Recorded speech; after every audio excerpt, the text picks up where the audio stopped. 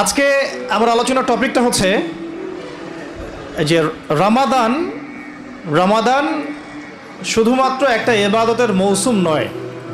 রমাদান হচ্ছে একটা চেতনা। এই 17 রমাদান ঐতিহাসিক যে বদর যুদ্ধ হয়েছে বা বদরের যে দিবস, এটা হচ্ছে একটা অপ্রতিরোধ্য জাতির নবজাগরণের একটা সূচনা, এই 17 রমাদান। আজকের টপিকটা আমি নির্ধারণ করেছি এভাবে যে রমাদান একটা অপ্রতিরোধ্য উম্মার আত্মপ্রকাশ, এই শিরোনামের। তো আলোচনাটা এইখান থেকে বুঝতে হবে যে দেখুন, আপনি আমি যেহেতু আমরা সব ভাই ব্রাদার এখানে একটু খোলামেলা আলোচনা করছি, একটু খোলামেলা, যে আপনি চিন্তা করেন যে আমরা একটা সোসাইটির মধ্যে আছি, ধরেন যে ঢাকা বা বাংলাদেশ অথবা এখনকার বর্তমান বিশ্ব। এই বিশ্বটার দিকে আপনি যদি তাকান, এবং তাকাতে হবে আপনাকে বাইরের চোখ দিয়ে না, ভিতরের চোখ দিয়ে। একটু বোঝার চেষ্টা করুন প্রত্যেকটা পয়েন্ট। তাকাতে হবে আমাকে ভিতরের চোখ দিয়ে, শুধু বাইরের চোখ দিয়ে নয়। কোন ভিতরের চোখ? যেমনটা খিদির আলাইহিস সালাম নৌকাটা ফুটা করে দিলেন, মুসা আলাইহিস সালাম বললেন যে এটা কেন করলেন। মুসা আলাইহিস সালামের দৃষ্টিভঙ্গিটা বাহ্যিক, খিদির আলাইহিস সালামের দৃষ্টিভঙ্গিটা শুধু বাহ্যিক না, অভ্যন্তরীণ। তিনি বুঝতে পারছেন আল্লাহ পাকের পক্ষ থেকে তার কাছে জ্ঞান এসেছে যে এই নৌকা ফুটা না করলে জলদস্যু নিয়ে যাবে। বাচ্চা হত্যা করে দিলেন, মুসা আলাইহিস সালাম রিয়্যাক্ট করলেন, মনে আছে তো? আচ্ছা, তিনি বুঝতে পারলেন এই বাচ্চা যদি বড় হতো, খিদির আলাইহিস সালাম বুঝতে পারলেন এই বাচ্চা যদি বড় হতো, নিজে তো কাফের হতোই, পুরো জেনারেশনকে কাফের বানাইতো। এবং সাহাবাগীরা নিজেরা তো নাস্তিক হয়েছেই, পুরো জেনারেশনকে নাস্তিক বানানোর পায়তারা শুরু করছে। তো খিদির আলাইহিস সালাম যদি এই যুগে থাকতেন তাহলে নিশ্চয়ই ব্যবস্থা গ্রহণ করতেন। এরপরে একটা বাচ্চা হত্যা করা হলো, একটা গ্রামে প্রবেশ করা হলো, গ্রামের লোকজন মেহমানদারি করে না, খাবার পানিও দিচ্ছে না, উল্টা তিনি তাদের দেয়াল নির্মাণ করে দিলেন। মুসা আলাইহিস সালাম জিজ্ঞাসা করলেন যে এটা কেন করলেন, একটু পারিশ্রমিক নেওয়া যায় তো। তিনি বললেন যে তোমার সাথে আমার আর চলা হলো না, আমি শর্ট করে বলতেছি, হ্যাঁ দা ফিরাকু বাইনি ওয়া বাইনাক, তোমার সাথে আমার এই হলো ফিরাক, শেষ। তবে আমাদের নবীজি বলেছেন যদি সেদিন মুসা আলাইহিস সালাম প্রশ্নগুলো না করতেন তাহলে আরো অনেক জ্ঞান শেখা যাইতো। এটাও হাদিস আসছে। তিনি পৃথিবীর সবচেয়ে জ্ঞানী মানুষ, নবী মুহাম্মদ সাল্লাল্লাহু আলাইহি ওয়াসাল্লাম। আর মুসা আলাইহিস সালাম তিনি দাবি করছিলেন, বা তাকে জিজ্ঞাসা করা হয়েছিল আপনি পৃথিবীর সবচেয়ে জ্ঞানী মানুষ কিনা, তিনি বলেছিলেন হ্যাঁ। তখন আল্লাহ রাব্বুল আলামিন তাকে খিদির আলাইহিস সালামের সোহবত দিয়েছেন, না তোমার চেয়েও জ্ঞানী আমার বান্দা আছে, যাকে আমি আমার পক্ষ থেকে জ্ঞান শিক্ষা দিয়েছি। ওই দেয়ালের নিচে ওই দুইজন এতিম বালকের বাবা মায়ের রেখে যাওয়া সম্পদ ছিল। দেয়াল নির্মাণ না করলে মানুষের সম্পদ লুট করত। একটা বিষয় বোঝানোর জন্য ছোট্ট করে গল্পটা বললাম। এই বিশ্ব ব্যবস্থা, এই বিশ্বের অর্থনীতি, সমাজ ব্যবস্থা, রাজনীতি, সংস্কৃতি, শিক্ষা এবং পারিপার্শ্বিক জাহালাত, এগুলো আপনি আইডেন্টিফাই করতে পারবেন না যদি আপনি বাইরের চোখ দিয়ে খালি দেখেন, ভিতরের চোখ দিয়ে দেখতে না পারেন। সলিউশনে যাওয়া বহু দূরের কথা, এখান থেকে সলিউশন বের করে সেটা ইমপ্লিমেন্ট করে সমাজ সংস্কার অনেক দূর কি বাদ। আপনি এই প্রবলেমগুলো ফাইন্ড আউটই করতে পারবেন না যদি কিনা আপনি ভিতরের চোখ দিয়ে দেখতে না শেখেন, অর্থাৎ এই যুগের খিদির না হন আলাইহিস সালাম। এখন বাহ্যিকভাবে আপনি যদি দেখেন, ওয়ার্ল্ডে ইকোনমি খুব ভালো, ওয়ার্ল্ড অ্যাফেয়ার্স খুব ভালো, বিশ্ব এগিয়ে যাচ্ছে একদম, শিক্ষার অবস্থা খুব ভালো, পার্সেন্টেজ বাড়তেছে, তারপরে রাজনীতি তো মহা ভালো, তাই না? সবার সামনে এখন মূলা ঝুলতেছে, আসন এমপি হব, সবার সামনে একটা মূলা ঝুলতেছে, কি হব? এমপি হব। তাই এখন কিছু বলা যাবে না। আচ্ছা, তো খুব ভালো, পলিটিক্সের অবস্থা খুব ভালো, ভূরাজনৈতিক খুব ভালো, ইকোনমিক্স খুব ভালো, শিক্ষা খুব ভালো।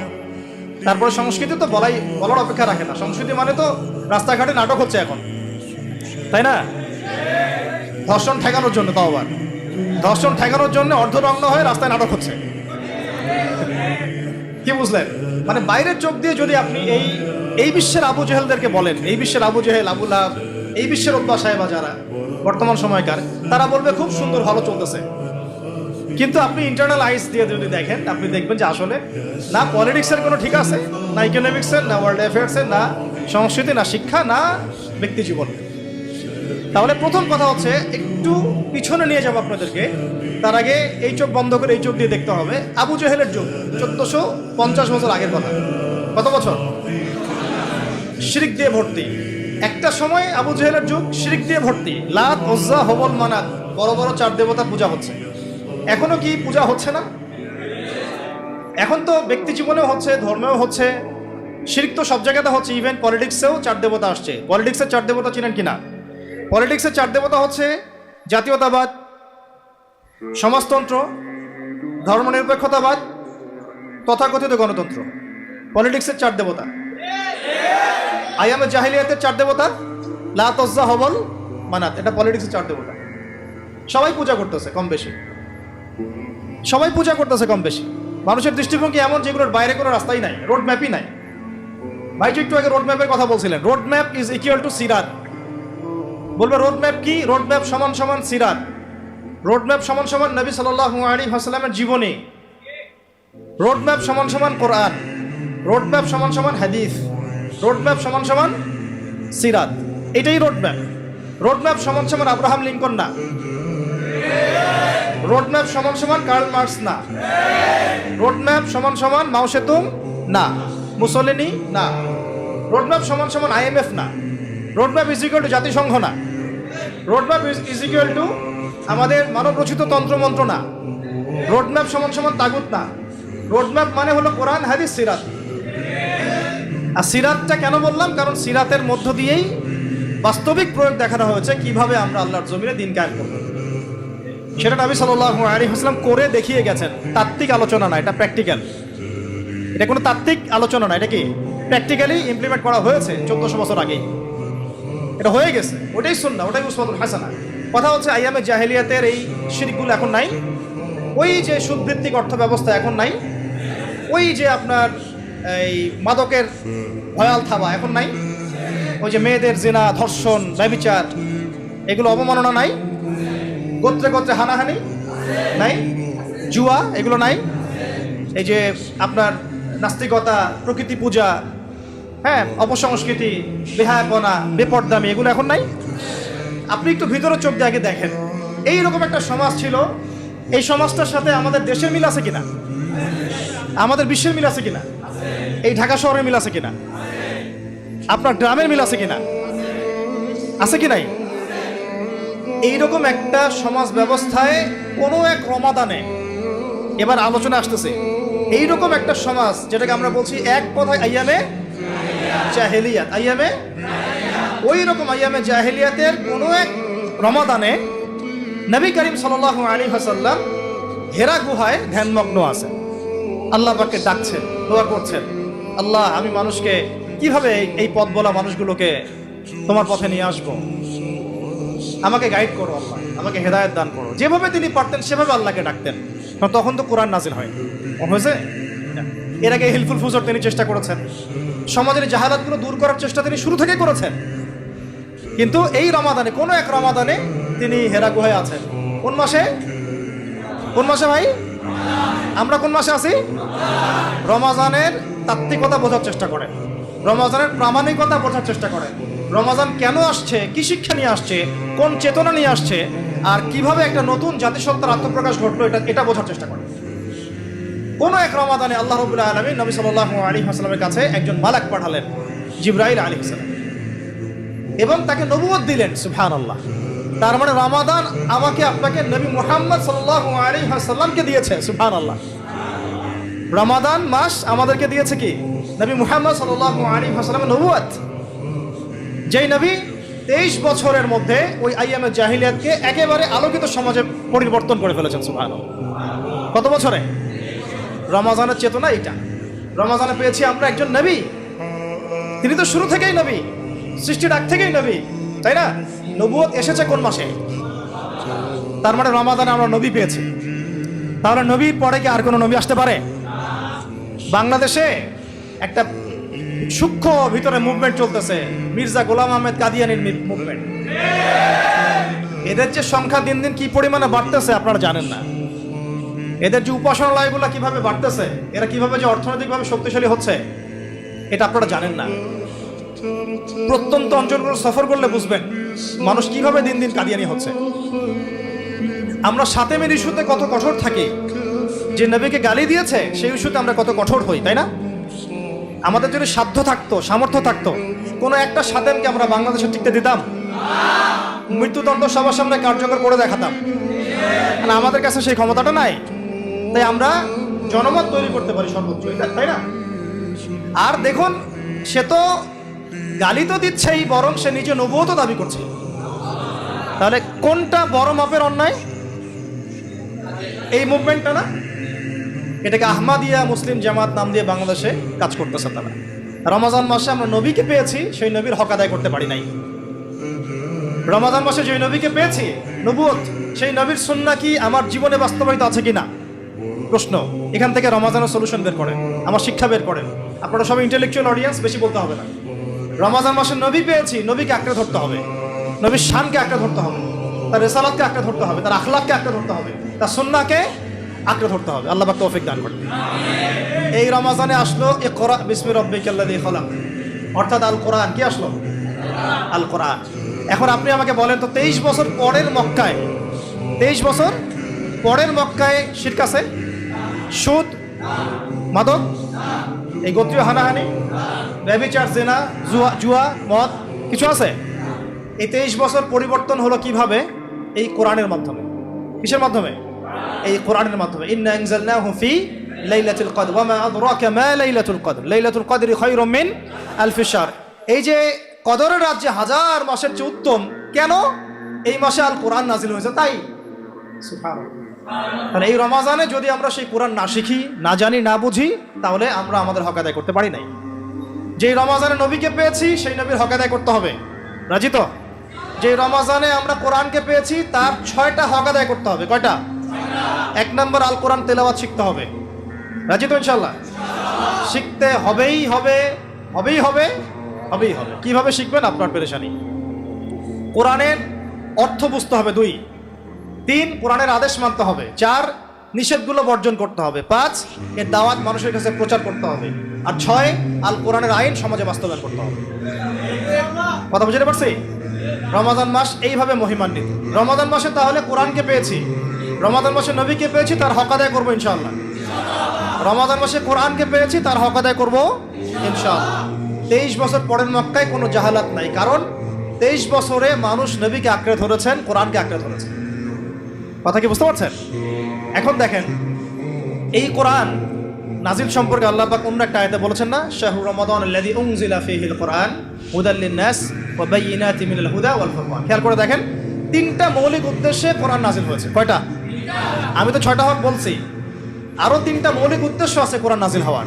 এই উদ্দেশ্যগুলো বাস্তবায়ন না হলে কিন্তু আমাদের এই বাংলার জমিনে দিন কায়েম করতে পারবো না। একটা হচ্ছে, এটা হচ্ছে হুদাল লিন-নাস। এটা কি? পুরো মানব জাতির জন্য হেদায়েত। সুবহানাল্লাহ। আল কোরআন শুধু মুসলিম মুমিনদের জন্য হেদায়েত নয়, বরং পুরো মানব জাতির জন্য হেদায়েত। 2 হচ্ছে ওয়াল বাইয়িনাত। বাইয়িনাত মানে কি? এটা সুস্পষ্ট একটা দলিল এবং প্রমাণ। আমরা একটা বিষয় সত্য না একটা মিথ্যা, একটা হক না একটা বাতিল কিভাবে জাস্টিফাই করব? প্রমাণটা কি? আমি কিসের ভিত্তিতে আপনি প্রমাণ করবেন? এই প্রমাণ করার মূল ভিত্তিটাই হচ্ছে কোরআন। কোরআন যদি বলে এটা সত্য সত্য, কোরআন যদি বলে এটা মিথ্যা মিথ্যা, কোরআন যদি বলে এটা হক তাহলে হক, কোরআন যদি বলে এটা বাতিল তাহলে বাতিল, কোরআন যদি বলে এটা হালাল তো হালাল, কোরআন যদি বলে হারাম তো হারাম, কোরআন যদি বলে জায়েজ তো জায়েজ, কোরআন যদি বলে নাজায়েজ নাজায়েজ। এই মানদণ্ড কি বাংলাদেশের মুসলমান মানে? গুটি কয়েক মুসলমান মানে। বেশিরভাগ মুসলমান এখনো মানেই না যে কোরআন সত্য মিথ্যা ন্যায় অন্যায় চূড়ান্ত মানদণ্ড। অথচ এটা এই উদ্দেশ্যে নাজিল হয়েছে, হুদাল লিন-নাস ওয়া বায়িনাতিন মিনাল হুদা। আরো স্পষ্ট করা হয়েছে ওয়াল ফুরকান। ওয়াল ফুরকান মানে কি? পার্থক্যকারী। সুবহানাল্লাহ, মাশাআল্লাহ। পার্থক্যকারী মানে কি? এই যে বললাম যে এটা কি ন্যায় না এটা অন্যায়, আপনি কিভাবে পার্থক্য করবেন? একজন বলছে লাইসেন্স দিয়ে দাও, এবং এটা নিয়ে পরে আন্দোলন হবে বাংলাদেশে কয়েকদিন পরে, হইতেই পারে, অবাক হওয়ার কিছু নাই। এখন আপনি এটা হক না বাতিল কিভাবে জাস্টিফাই করবেন? কেউ বলছে যে সুদ ভালো, সুদ ছাড়া এই যুগে চলা যায় না। আপনি হালাল হারাম বা ন্যায় অন্যায় ভালো মন্দ কিসের মানদণ্ডে জাস্টিফাই করবেন? কেউ বলছে যে মাদকের লাইসেন্স দেওয়া যায়, দেওয়া হয়েছে কিনা? পতিতাবৃত্তির লাইসেন্স দেওয়া যায়, মানুষের নাকি চাহিদা আছে, নাউযুবিল্লাহি মিন যালিক। এখন হচ্ছে মানুষ বলছে এটা ব্যক্তি স্বাধীনতা প্রমোট করা হচ্ছে। আপনি আইডেন্টিফাই করতে থাকেন না প্রবলেমগুলা, আর এই প্রবলেমগুলোর সলিউশন কি? এই বাংলার মুসলিম জনগণ, মুসলিম বঙ্গের মানুষ, তারা কি কোরআনকে ন্যায় অন্যায়ের মানদণ্ড হিসেবে মেনেছে? যদি মানতো তাহলে কি টিকতো এগুলা? তার মানে আমরা বাহ্যিকভাবে কোরআনের প্রতি মহব্বত দেখাইছি। তেলাওয়াত করলে 10 নেকি হবে, প্রতি অক্ষরে 10 নেকি। মানদণ্ড হিসেবে মানিনি আমরা এখনো যদি বলি রাজনৈতিক চার দেবতাকে কি আপনারা কোরআনের মানদণ্ডে মানেন? না, আমি জনগণের মানদণ্ডে মানি। অর্থনীতির বিষয়গুলোকে আপনি কোরআনের মানদণ্ডে মানেন? বলবেন না, জনগণের সংখ্যাগরিষ্ঠতার মানদণ্ডে মানি। আপনি কি সংস্কৃতি শিক্ষানীতি এগুলো কোরআনের মানদণ্ডে মানেন? না, জনগণের সেন্টিমেন্টের মানদণ্ডে মানি। তো জনগণ যদি বেশিরভাগ বলে যে শরীফ থেকে শরীফা ঢুকাও, তাহলে কি ঢুকাই দিবেন? জনগণের বেশিরভাগ যদি বলে যে সুদ চালু করে দাও, জেনা লাইসেন্স দেওয়া হোক, ব্যভিচারের লাইসেন্স দেওয়া হোক, ওই গেট টুগেদার কি বলো ওটাকে, লিভ টুগেদার চালু করা হোক, এটাও খারাপ হয় না, নাউযুবিল্লাহি মিন যালিক।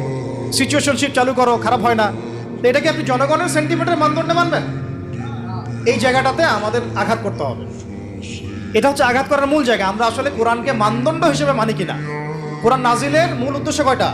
3টা, হুদাল লিন-নাস ওয়া বাইয়িনাতিন মিনাল হুদা ওয়াল ফুরকান। মানে এরা দেখেন, আপনি এটা এই মানদণ্ডে আপনি পরিবারে টিকতে পারবেন না। এই মানদণ্ড আপনি ধারণ করেন, সমাজে টিকতে পারবেন না, রাষ্ট্রে টেকা তো বহু দূরের কথা। একটা সেমিনার আমাদেরকে বলছিল যে ইসলামিক ইকোনমিক্স নিয়ে আলোচনা করেন, জানতে চাই। তা প্রথমে আমরা শুরু করছিলাম এভাবে, আগে আপনারা বলেন ইকোনমিক্সের ক্ষেত্রে ইসলাম, কোরআন এবং হাদিসকে আপনারা মানদণ্ড মানেন কিনা। মানদণ্ড মানেন তাহলে আলোচনা করি, না হলে আলোচনা করার দরকার নেই। আগে বলেন যে ইসলামকে মানদণ্ড মানেন কিনা, যদি মানেন তাহলে আলোচনা আসবে।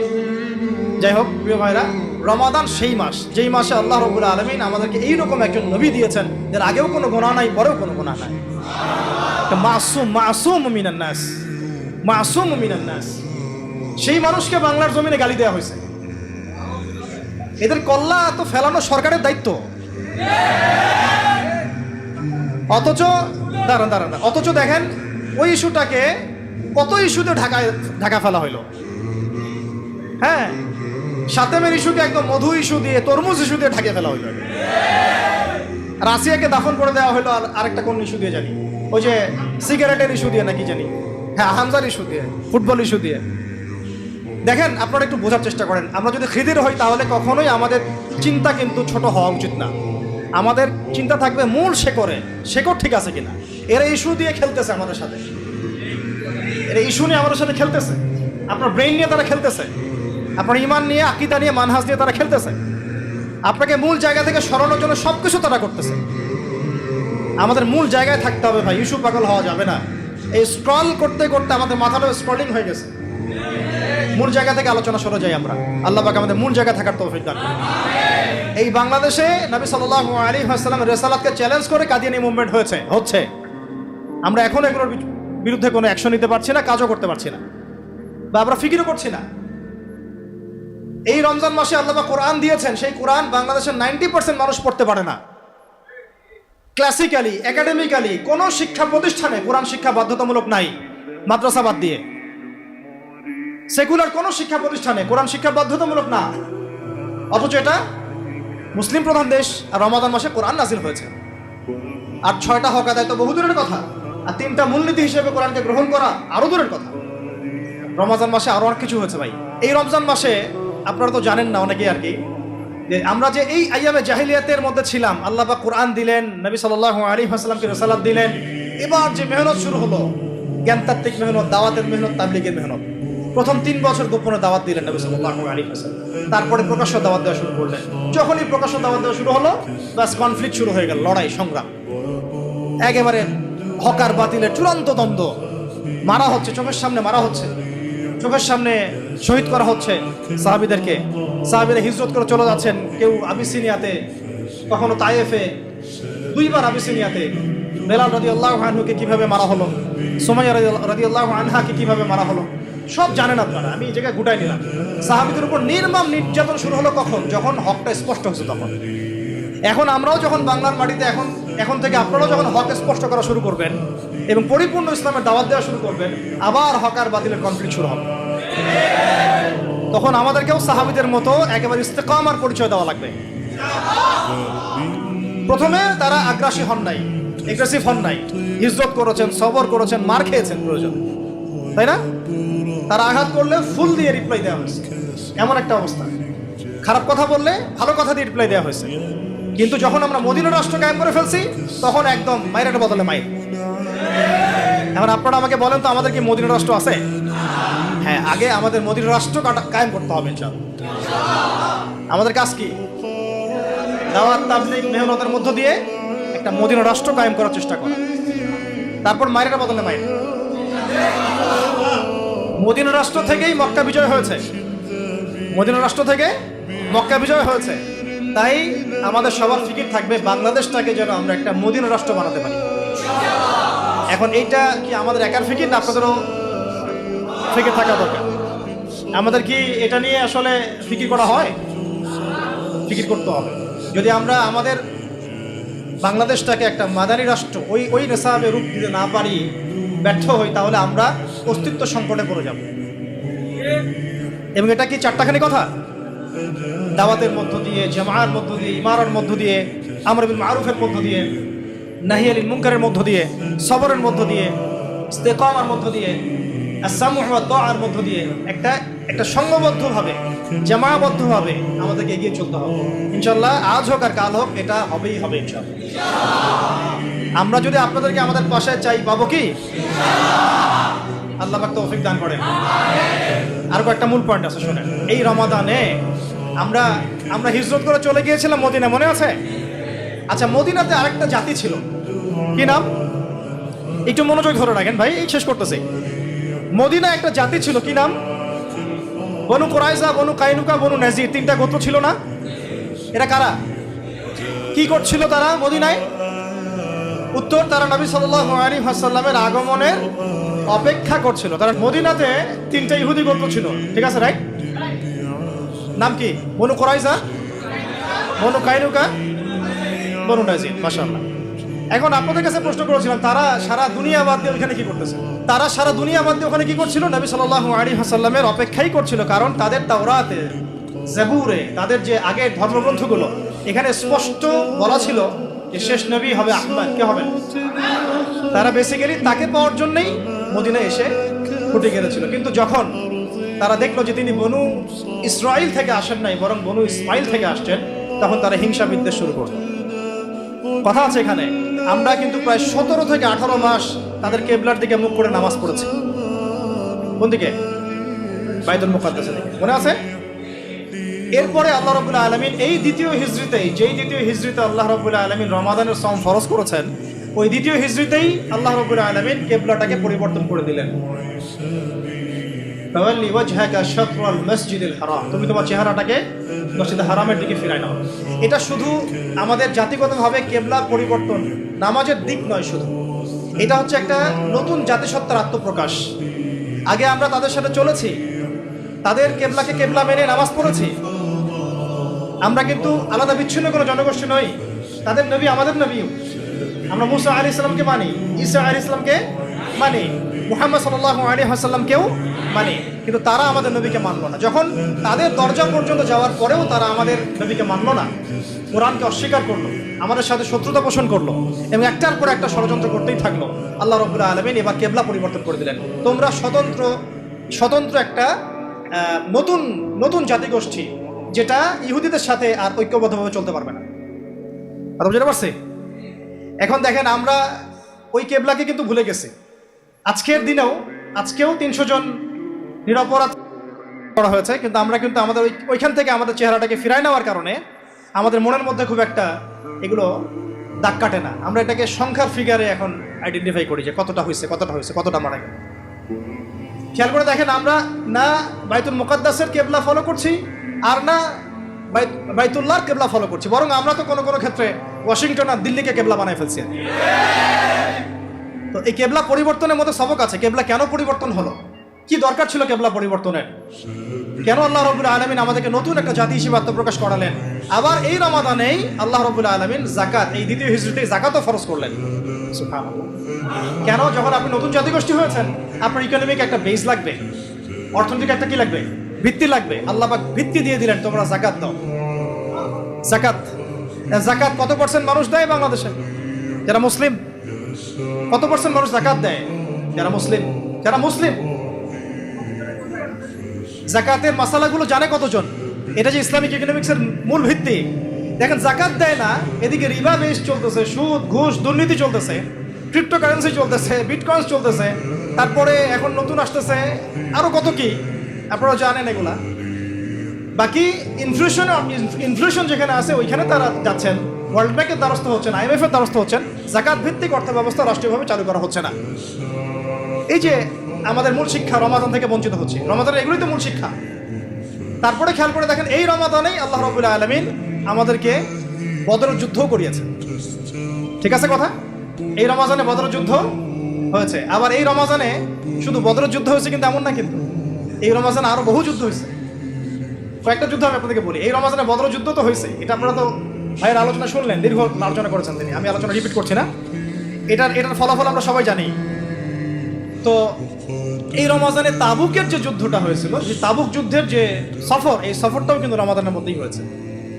আবার আপনি যদি দেখেন খন্দক, এই খন্দকের যুদ্ধের প্রিপারেশন যেটা, এই প্রিপারেশন, খন্দক খোঁড়ার প্রিপারেশন গুলো রমাদানের মধ্যেই ব্যাক টু ব্যাক। মক্কা বিজয়, সেটাও রমাদানের মধ্যেই হয়েছে। সুবহানাল্লাহ। দেখছেন? আরো যদি সামনে যান, ওমর রাদিয়াল্লাহু আনহুর সময়, প্রায় 15 হিজরির দিকে কথা, ওই সময় আবু উবাইদা ইবনে জাররাহ রাদিয়াল্লাহু আনহুর নেতৃত্বে বাইতুল মুকাদ্দাস বিজয় এই রমজানই হয়েছে। ইনশাআল্লাহ এমন কোন রমাজানে আমরা দেখবো ইনশাআল্লাহ হবে ইনশাআল্লাহ। শুধু তাই নয়, এই রমাজানে এই আপনার আল পারসালের নাম জানেন? ওই যে সেলজুকি একটা যুদ্ধ আছে, ওই যে মালাসগিট, ওই যুদ্ধও কিন্তু রমজান মাসেই হয়েছে। এটা অনেকে আমরা হয়তো জানি না। এছাড়াও আমি নোট করছিলাম, তারেক বিন জিয়াদের স্পেন জয়, নাম শুনছেন কি? 712 দিকে খ্রিস্টাব্দ, এটাও রমাদানে হয়েছে। সুবহানাল্লাহ। কাদেসিয়া যুদ্ধের নাম শুনছেন? কাদেসিয়া যুদ্ধের যে একটা অংশ, মানে সফর, একটা অংশ ছিল এই রমাদান কেন্দ্রিক। তার আগে যুদ্ধ হয়েছে, ফিরতে ফিরতে মানে রমাদান এর মধ্যে পড়ে গেছে আর কি। আব্বাসী খলিফা মুতাসিম বিল্লাহ আমুরিয়া বিজয় করেছিলেন ব্যাবিলনে এই বাইজেন্টাইনদের সাথে, এইটাও রমজান মাসে হয়েছে। এরকম আরো কিছু যুদ্ধ আছে, যেমন আইন জালুদের যুদ্ধ, নাম শুনছেন? যেটা ওই যে তাতারিদের সাথে, মঙ্গলদের সাথে হয়েছে। এই যুদ্ধও কিন্তু রমাদান মাসে একটা ডিসাইসিভ ব্যাটল হয়েছে। এরপরে 100 বছর তারা আমাদের দিকে চোখ তুলতে পারে নাই। ওই যে হালাকু খান একটা বড় ভাই ছিল, মঙ্কে খান, নাম শুনছেন কিনা?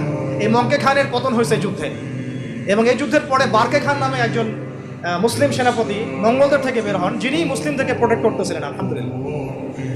এই যে অনেক ঘটনা আছে রমাদান মাস কেন্দ্রিক, এই যুদ্ধগুলো সবগুলো রমাদান মাসেই সংঘটিত হয়েছে। দেখেন, এখন আমি 3টা আয়াত বলে চেষ্টা করে দেব, আপনারা 3টা আয়াত মিলাই নেবেন জাস্ট কোরআনে। একটা আয়াত আমি শুরুতে বলেছিলাম, কুতিবা আলাইকুমুস সিয়াম কামা কুতিবা আলাল লাযিনা মিন ক্বাবলিকুম লাআল্লাকুম তাত্তাকুন। রমাদান মাসের সওমের যে মূল উদ্দেশ্যটা, এটা এখানে আল্লাহ রাব্বুল আলামিন আমাদেরকে বলেছেন লাআল্লাকুম তাত্তাকুন, যাতে করে তোমরা তাকওয়া অবলম্বন করতে পারো।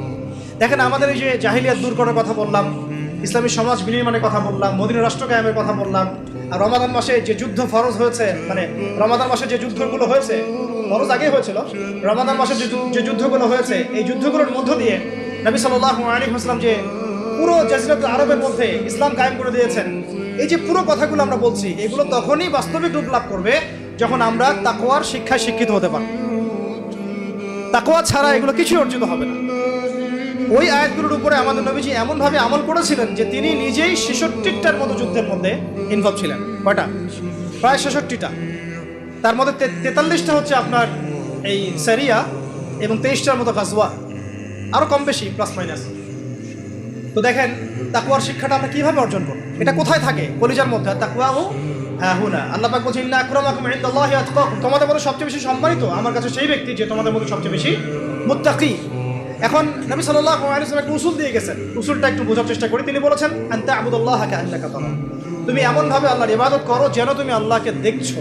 ওয়া ইল্লাম তাকুন তারাহু ফাইন্নাহু ইয়ারাক, তুমি যদি আল্লাহকে দেখতে না পারো তাহলে আল্লাহ পাক তোমাকে দেখছেন। এই তাকওয়াটা আমরা এখন ফিল করছি। আপনার সামনে আমি একটা পানির বোতল দিয়ে, আপনি খাবেন এখন? খাবার খাবেন, একটা সেন্সে খাবেন না যে আল্লাহ আমাকে দেখছেন, আল্লাহ আমাকে শুনছেন। এইটা আমাদের জীবনের সব ক্ষেত্রে থাকা চাই। এইটা আমার রাতের বেলা থাকা চাই, দিনের বেলা থাকা চাই, একাকিত্বে থাকা চাই, এটা আমার শিক্ষায় থাকা চাই, সংস্কৃতির মধ্যে থাকা চাই, আমার অর্থনীতির মধ্যে থাকা চাই, আমার রাজনীতির মধ্যেও থাকা চাই। এই তাকওয়ার শিক্ষাটা দেওয়ার জন্যই বেসিক্যালি বারবার রমজান ঘুরে ঘুরে আসছে। আর এই তাকওয়াটাকে শুধুমাত্র এক মাস কেন্দ্রিক না, সারা বছর সারা জীবন। খুব খেয়াল করে দেখবেন রমজান মাসে আমরা সবাই আল্লাহর ওলি হয়ে যাই, রমজানের পরে আবার আমরা যা তাই। এটা কি ঠিক হয়? তো তাহলে এখানে তাকওয়া কেন্দ্রিক জাস্ট দুইটা কথা। এক হচ্ছে এই তাকওয়াটা শুধু জীবনের এক কেন্দ্রিক নয়, বরং জীবনের প্রতিটা ক্ষেত্রেই থাকতে হবে। সামগ্রিক জীবনে থাকতে হবে, বৈষয়িক জীবনেও থাকতে হবে, এবং ইবাদত বন্দেগীর জীবনেও থাকতে হবে। এবং এটা শুধুমাত্র একটা কি বলবো, সাময়িক একটা রমাদান মাস কেন্দ্রিক একটা আমলের বিষয় নয়, বরং জীবনের প্রতিটা দিন, প্রতিটা রাত আমাকে তাকওয়ার শিক্ষায় শিক্ষিত করতে হবে। এই তাকওয়া যদি আমরা ধারণ করতে পারি, ওর আলোকে আমরা আমাদের পরিবার, আমাদের প্রজন্মকে করতে পারি, তাহলে ওই চূড়ান্ত যে লক্ষ্যটা বলছি মক্কা বিজয়, যেটা রমজান মাসে হয়েছে, ওই দিকে ইনশাল্লাহ আমরা হাঁটতে পারবো ইনশাআল্লাহ। তার আগে মদিনা রাষ্ট্রও তো লাগবে ইনশাআল্লাহ। আচ্ছা, এখন জাস্ট আর দুটা কথা, এরপর ইফতার হবে ইনশাআল্লাহ, তারপরে নামাজের পর আলোচনা করবো ইনশাআল্লাহ। আপনারা এই আয়াতটা সবাই জানেন, কুতিবা আলাইকুমুস সিয়াম। ডানে বামে আর দুইটা আয়াত আছে, ডানে বামে দুইটা আয়াত আছে। একদম আরবি ব্যাকরণের ভাষায় সেম ওজনে, সেম সিকা দিয়ে দুইটা আয়াত আল্লাহ রাব্বুল আলামিন সূরা বাকারায় নাযিল করেছেন। ডানে বামে আয়াতগুলো খুব একটা দেখা হয় না আমাদের সমাজে। কুতিবা আলাইকুমুস সিয়াম বুঝলাম আমি, কুতিবা আলাইকুমুস সিয়াম আমার উপর সওমকে ফরজ করা হয়েছে। কুতিবা আলাইকুমুল কিসাস আমি বুঝলাম না যে আমার উপর কিসাসকে ফরজ করা হয়েছে। সুবহানাল্লাহ, কি বিষয় বুঝতে পারছেন? কুতিবা আলাইকুমুস সিয়াম বুঝলাম। একটা সেকুলারকে আপনি জিজ্ঞাসা করেন, রোজা রাখছেন? হ্যাঁ রাখছি। কেন রাখছেন? না রাখলে হয়, মুসলমান থাকা যায়? তো কুতিবা আলাইকুমুল কিসাস বুঝলেন না কেন? কিসাসের মধ্যে কত কি আছে? কিসাস তো একটা আছে, হত্যার বদলে হত্যা। হুদুদ আছে না, শরিয়া আইন আছে না? চোরের হাত কাটার বিধান নাই? ধর্ষণের শাস্তি, ব্যভিচারের শাস্তি, আপনার জেনার শাস্তি, ডাকাতির শাস্তি, মোরতাদদের শাস্তি, শাতেমদের শাস্তি, এগুলো কি আমাদের বানানো লস? আল্লাহ পাকের ডিভাইন লস। এগুলো কি আল্লাহ পাকের পক্ষ থেকে ঐশ্বরিক, আল্লাহর পক্ষ থেকে নাজিল করা। আল্লাহ পাক কি এমন কোনো ল দিতে পারেন যেটা মানবতা বিরোধী? বলেন, হতে পারে কখনো? তার মানে তারা তো আল্লাহর লকে অস্বীকার করছে না, তারা আল্লাহকে অস্বীকার করছে। আল্লাহর লকে অস্বীকার করা মানে কি? আল্লাহকেই অস্বীকার করা। তাহলে কুতিবা আলাইকুমুস সিয়ামের উপর আমল হচ্ছে, কিন্তু কুতিবা আলাইকুমুল কিসাস আর হুদুদ আর শরিয়া জাদুঘরে, এটা কোথায়? যেই বলবে তাকেই তারা ট্রেস করতেছে, মৌলবাদী, ধর্মান্ধ ইত্যাদি। আচ্ছা, যা বেশি হয়ে যাচ্ছে, আরেকটা আছে বাম দিকে, আরেকটু বেশি করে দেই। এইটার বাম দিকে আরো একটা আয়াত আছে, কুতিবা আলাইকুমুল কিতাল, কুতিবা আলাইকুমুল কিতাল ওয়া হুয়া কুরহুল লাকুম ওয়া আসা আন তাকরাহু শাইআন ওয়া হুয়া খায়রুল লাকুম ওয়া আসা আন তুহিব্বু শাইআন ওয়া হুয়া শাররুল লাকুম ওয়াল্লাহু ইয়া'লামু ওয়া আনতুম লা তা'লামুন। আছে কি না কোরআনে? বানায় বললাম ভাই, আছে না নাই?